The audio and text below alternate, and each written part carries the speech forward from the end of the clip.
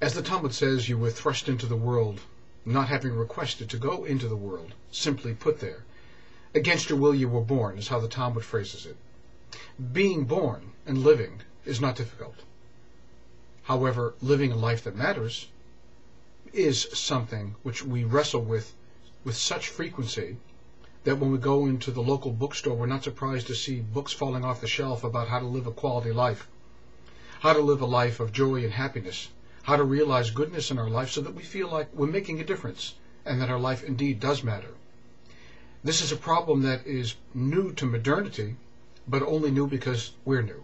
It has existed since the dawn of humanity and finds perhaps its most graceful, eloquent expression in this week's Torah portion, BShalach, where it begins with the word Vayihi. And it was when the Pharaoh let the Jews, or sent the Jews hurtling out of Egypt. The Talmud in the Masechet Megillah is careful to point out that the word Vayihi, and it was, always portends something that is going to be painful. Vayihi is equivalent to tsa'ar, it says, equivalent to distress, equivalent to pain. Why is it that the Jews would feel pain after so many years of servitude and finally being let go, being called by themselves and by others, free men for the first time?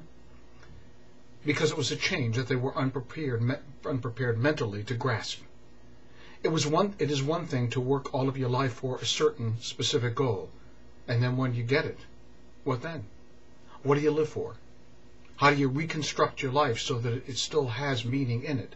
Such was the distress of those newly freed slaves, that they were wondering what to do with themselves now, how to reposition themselves in their lives so that they could realize joy, so that they could be happy, so that they would feel fruitful and meaningful and valued, not only by others, but perhaps even more importantly, by themselves.